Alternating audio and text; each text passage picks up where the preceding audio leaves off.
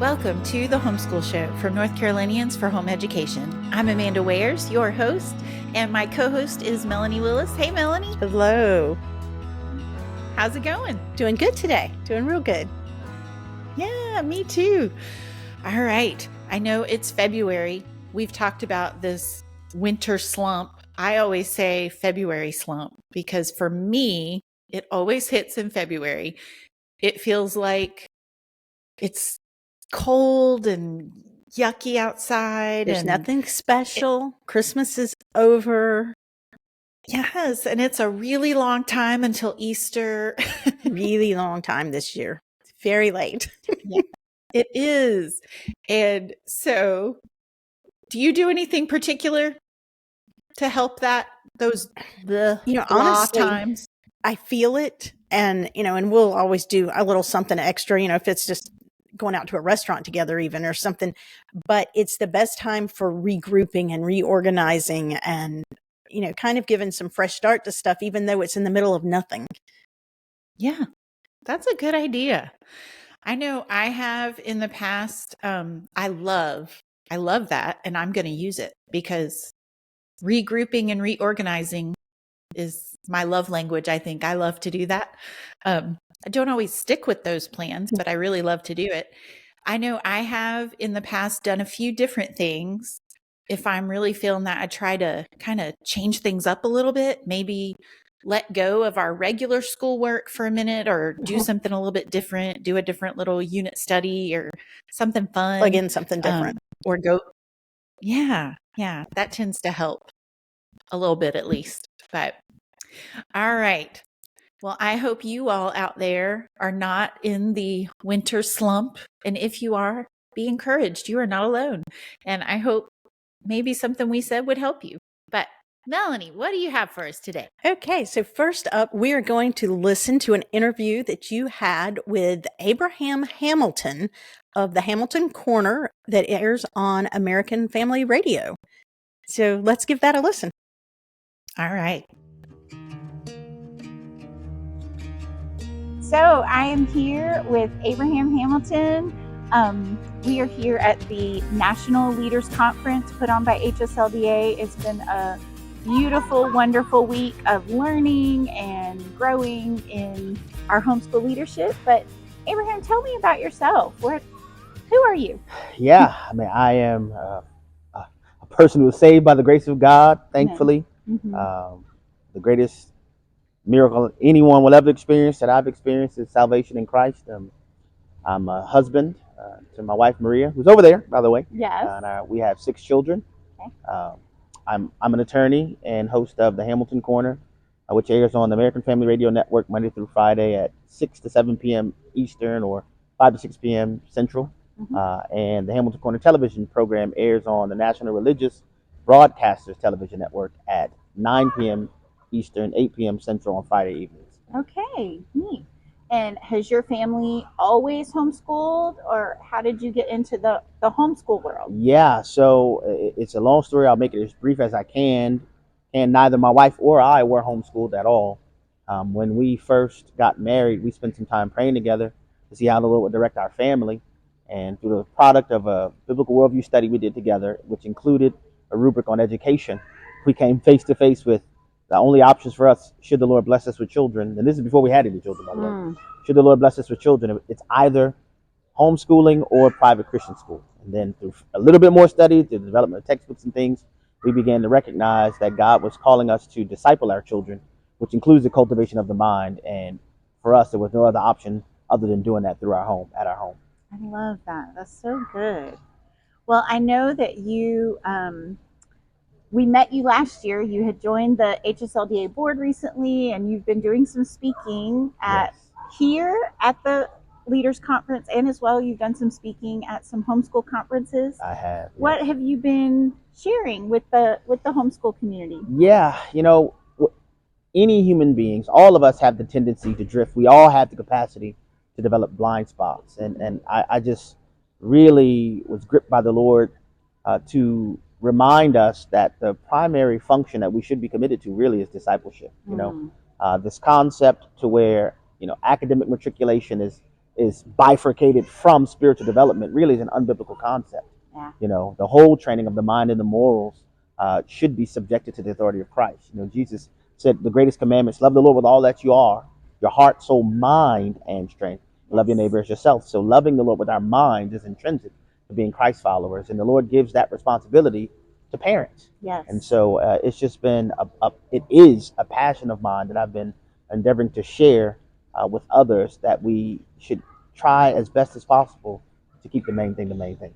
I love that. It's so true and so important and so easy to forget also as we get into the day-to-day grind of teaching our kids. It's so easy to get your eyes off of the main thing. Absolutely. It really is.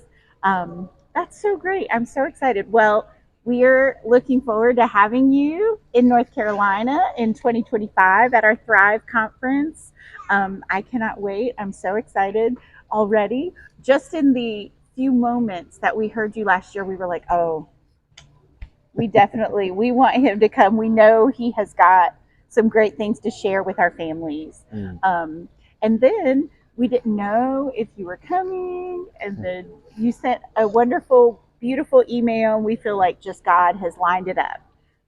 I really, really agree with that. Yes. Yeah. And I feel like just the families that come to our Thrive conference are going to receive some great things from you. So I'm really looking forward to that personally and for our whole conference.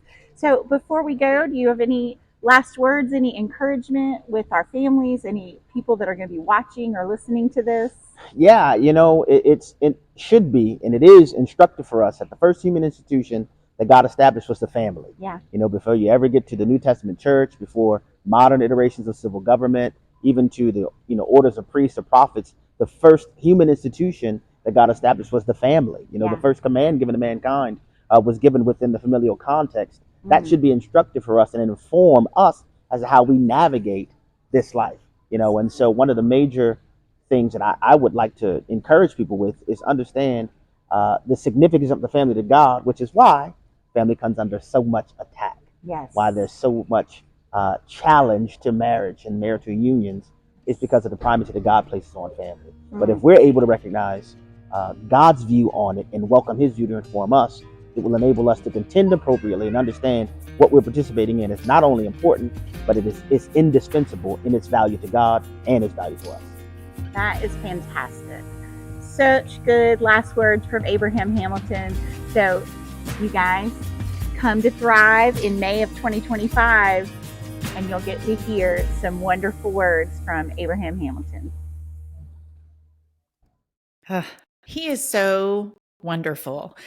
And like I said in that interview, so 2 years ago, I believe, is when he came on the board of HSLDA, which is the Homeschool Legal Defense Association. And he came to the National Leaders Conference that HSLDA puts on every year and just spoke just a little bit.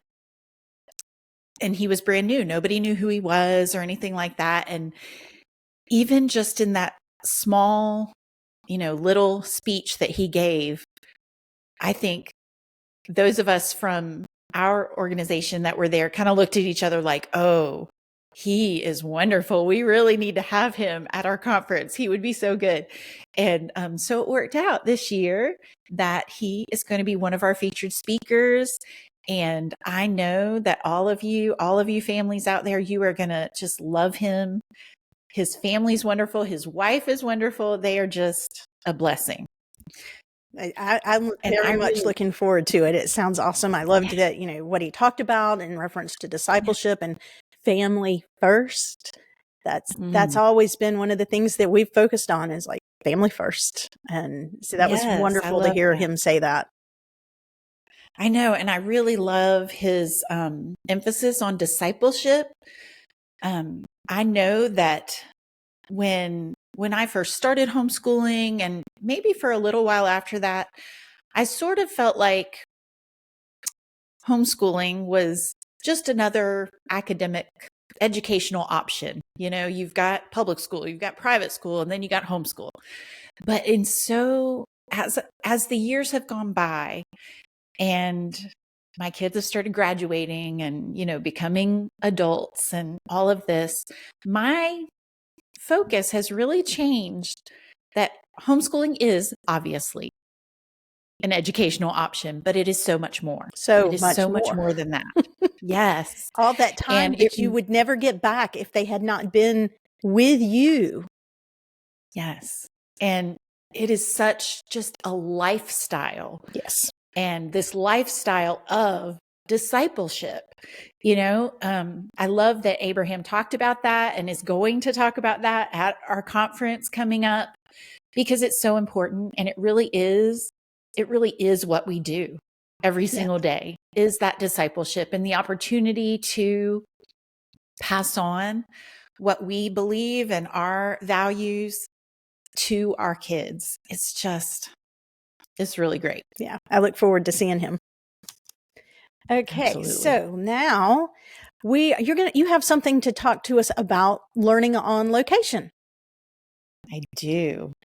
So I have long had a little, maybe a secret dream, not so secret dream. I don't know that it's ever going to happen, especially now that my baby is 15, almost 16, but I really always wanted to sell everything, get in an RV and just go and road school. Have you heard that term, road schooling? Yes. Yeah. So that was always a dream of mine. I thought it looked like the most amazing, wonderful thing. But even if you, like me, maybe it's not going to work out for you to sell everything and be a full-time road schooler. There are a lot of those out there, but you can, even in just short trips, you can road school. So I have a friend right now that she and her family, her daughter is a soccer player and had a tournament that she was going to be playing in on the other side of the country. And their family they had an RV. They decided to get in the RV with their family, their kids, their dogs, and they made it into this wonderful adventure. So they have traveled across the country. They've stopped in all these different places and learned all these different things while they're going to this, soccer tournament. And I thought that is just a great example of how homeschooling is so flexible. You can take it anywhere. You can learn. I always say, my kids are learning all the time. And I'm pretty passionate about traveling. I love traveling, but I really think that it's such a wonderful opportunity for learning. Yes, absolutely. What a great opportunity for them to travel and do that. And they had a good excuse for it. So that was wonderful. And even if you can't do that full time, like you said, taking the little opportunities, if you have a trip that you have to go on, or get to go on, if you're going on vacation, there's always an opportunity to learn something. And there's been times where, my husband and I traveled individually, or we weren't with the kids or something, but we saw things and we came home and we're like, this was really cool. You need to learn about this. And we would have just a fun day. Like, you said before, taking a break and learn something different based on what we're doing. It's just like schooling at home. If the toilet breaks, you can learn about toilets. There's all kinds of times to just take a veer off the regular homeschooling road and learn. Yeah. Oh, I love that. And there are some really great websites out there about road schooling, about the idea of road schooling. I'm going to put some of those in the show notes so you can check them out. But I just encourage you, if you're going somewhere, going on a trip, think about, what can we learn? What can we learn about on this trip? So that's awesome. Great. Yeah. Okay. So now, Amanda, we are ready for a question from what we have seen on the internet. Okay. Okay. Now, this is a serious question. We are seeing a lot, and especially in the past couple of days, we're seeing a lot on the internet, people asking about tax credits for homeschoolers, vouchers, ESAs.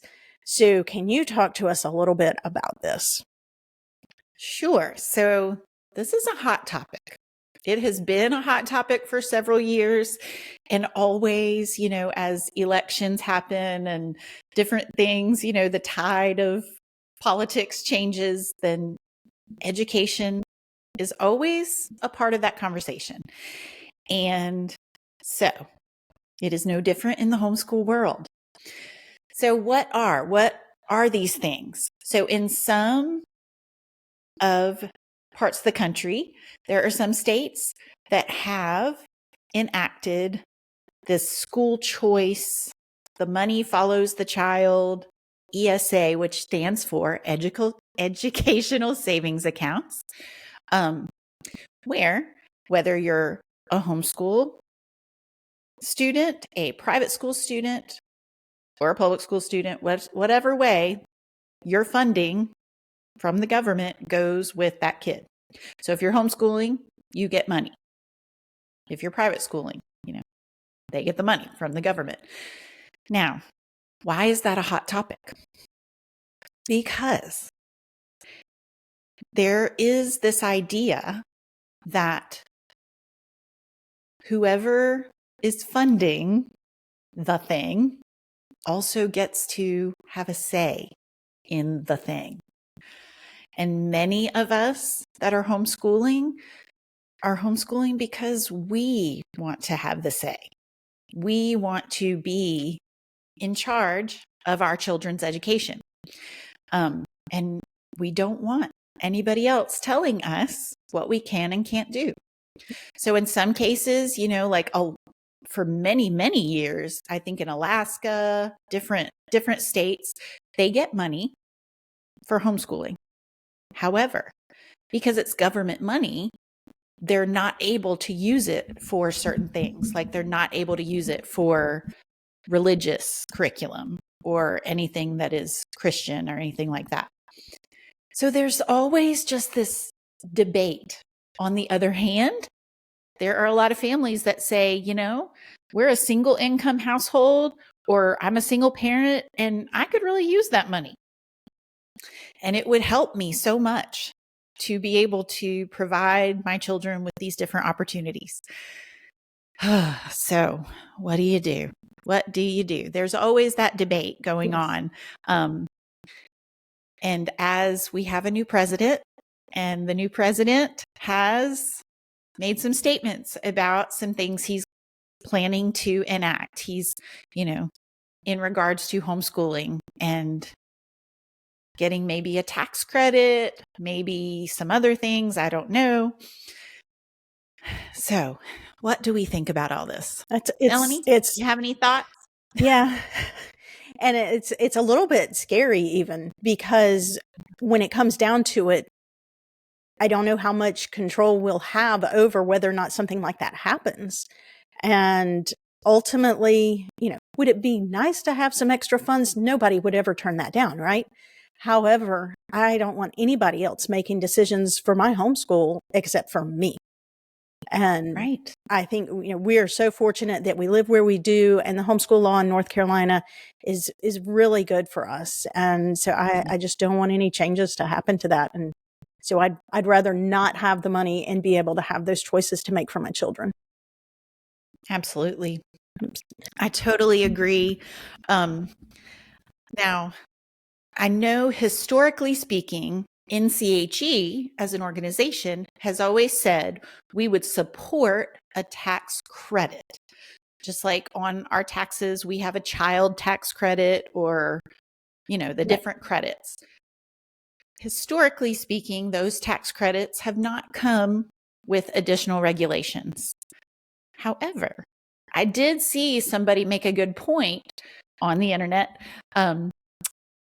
She said, yes, but how will you prove whatever they need to know to give you that tax credit? Yeah. How will you prove that you're homeschooling so many children or whatever? Because right now, as you know, in North Carolina, we don't register our individual children right with the state. We register our homeschool.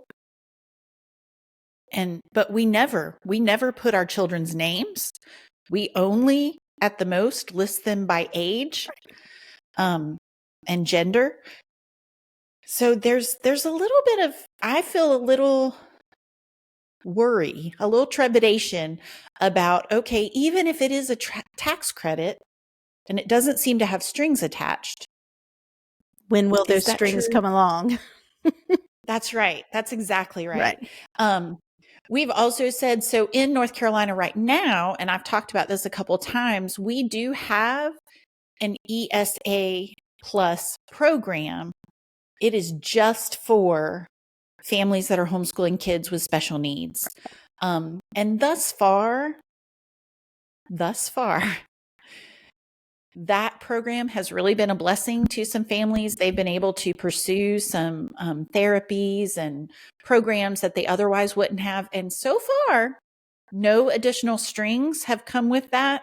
To qualify for that program, your child does have to have the determination of eligibility for an IEP through the public school system. So you do have to have some interaction with the public school system to qualify for that program. And some families have said, you know what? Not going to do it. We don't want it. We're good. And I totally respect that. But there's other families, that are homeschooling their special needs kids that have pursued it. And so far, it has not turned into any additional regulations. And I've continued to recommend that to special needs families, but I am very cautious.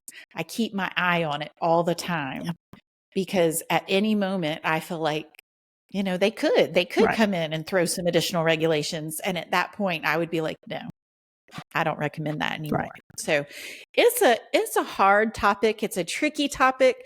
There are debates ongoing about it. So that's something for you guys to be aware of. Right. And just keep your eyes open, do some research, just pray and think about it in your own family and what you think would be right for you. Very good. So, Amanda, do you have a Homeschool Helps with Amanda for us today? I do. Yes, I do. So last episode, we talked about high school. This time, I want to shift gears a little bit and talk about preschool. So what do? We have these little tiny kids, and I think sometimes if you go out, onto Facebook or in a group, you'll say, oh, I want to homeschool preschool. Well, what does that look like in real life?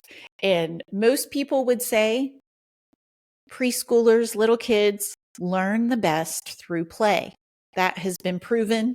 They've done studies on it. Absolutely, that is the truth. I think there are different circumstances, though, where you might want to add in something a little more structured. If you, like me, when I had my first preschooler that I was wanting to homeschool with, I felt like I needed some ideas to do activities with them. I didn't just want to stick them in front of cartoons all day or, well, back then there weren't tablets, but if there were, put them on a tablet or whatever it is. And I felt like I really wanted some ideas to help me, help them play and learn more effectively. So I enjoyed a few resources out there. There is one called Before 5 in a Row, and it is so just wonderful. It's really age appropriate, developmentally appropriate, but has ideas of activities to do, of books to read with your preschooler, to just kind of guide you and to guide them. So I thought that was really helpful. I don't think, like some people would say, oh, you should never use any kind of curriculum or structure or anything with your preschooler. I don't necessarily agree with that, just because of my own personal experience. I found it really helpful, especially as a young mom. I found it helpful to have a little bit of guidance and structure in there. I also, one of my children, probably my most academic child as the years went by, when she was a preschooler, she was not satisfied unless she had her little workbook She was not going to be okay. She saw her older siblings doing schoolwork and she wanted to be right in there with them. So I did for her. I got some little preschool workbooks and she loved it. She thought that was just the best thing ever. So I guess the key here is follow your child's lead as a preschooler. If they, I saw a mom the other day that she said her 4-year-old desperately wanted to learn how to read and was not going to be satisfied with just playing. She wanted some school. And that's how my daughter was as well. So I encourage you, just follow your kid's lead. And if you feel like you need a little bit of guidance, a little bit of help, there are resources out there. But let me put a little caveat in there too, that does your preschooler need curriculum? No. Does your preschooler need formal homeschool? Absolutely not. But on the other hand, if you're in one of those situations like I was, there are resources out there for you. So just be encouraged and follow your child's lead. Yeah. And I think going with that is following, because you don't need to spend a ton of time doing this every day. It's like, 10 minutes is good. And if for some reason, she said, follow your child's lead, if they're wanting more, then absolutely spend that time. And I do think I had the same thing. I think my kids did really well when there was something tangible that changed in the day that made that their school time. So they did enjoy having a workbook or something that was really specific, that was a shift in the day from whatever else they were doing into this actual time of learning. Not that learning couldn't happen during the rest of the day, but that was a real big thing. And you had mentioned the before 5 in a row. And I actually think while you were talking, I was thinking about one of my favorite things that we ever did preschool wise was taking masking tape and laying it out on the floor to make the different letters. And I'm pretty sure that that's where I got that idea from. And so that was one of my favorite things to do. We put that masking tape down and they would go run their fingers over it. And it was just really great. Yes, absolutely. So good. So we're going to move into NCHE news. And so right now, first off, Amanda, if you could talk to us about the children's program that will be available at Thrive. Okay, so we have a children's program, again, coming from Giant Cow Ministries. They are fabulous. They've done our children's program for a number of years and they do a wonderful job. It is very kind of similar to a vacation Bible school. They do a lot of activities. They do music. They have a big inflatable that the kids can play on. They have a wonderful time. And that is for kids from age 3, potty trained 3-year-olds up to 12-year-olds.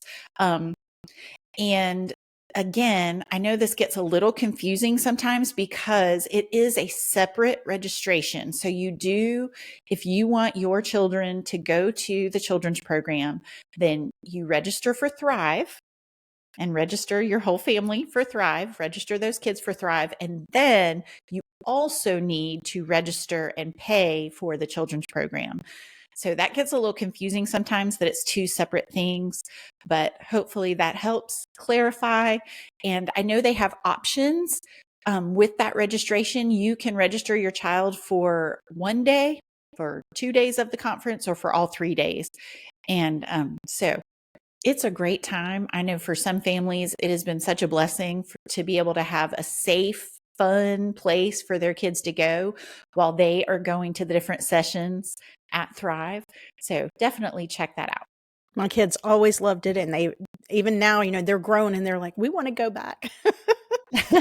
That's so fun. Okay. So we have a lot of activities coming up for me to go over with you today. The first thing that is going to be happening is on March the 7th. The Charlotte Ballet is offering a Careers in the Arts Day. And this is a very unique opportunity. This is geared towards homeschoolers. So it's going to be a really big homeschool community thing. And they'll do a couple of little one-act ballet scenes just to, entertain. But then they are going to have people from choreographers, lighting technicians, costume management, all of the background people that are needed in arts performances are going to be there to talk to you about careers in the arts. And so that really Wow. sounds wonderful. And Mhm. so you'll need to look online for the signups for that. There's going to be a lot of social media stuff coming out. So that'll be out there real soon. And then also in March, and I cannot give you the specific dates as we are filming this, but by the time this comes out, there should be dates listed online. There will be 2 different days, one on a Tuesday and one on a Wednesday in March, where there will be a Salt and Light Civics class in Raleigh for homeschooled high schoolers. That's hard to say. Homeschooled high Wow. schoolers. And so each Yeah. class is going to be limited to 25 students. The class will be Mm. taught by the North Carolina Family Policy Council.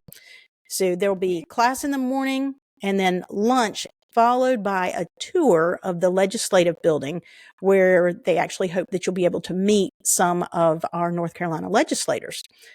And again, Wow. at this time, I don't have those exact dates, but you should be able to go onto our website at nche.com, scroll over the activities, and choose the field trips option. And then the information will be there for you.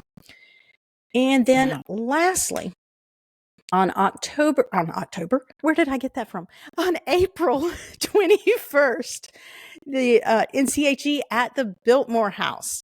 And again, be watching on social media and our website for information on this. This is different than the Biltmore House homeschool days, okay? Or the Biltmore Mhm. homeschool days. This is a Mhm. totally different field trip.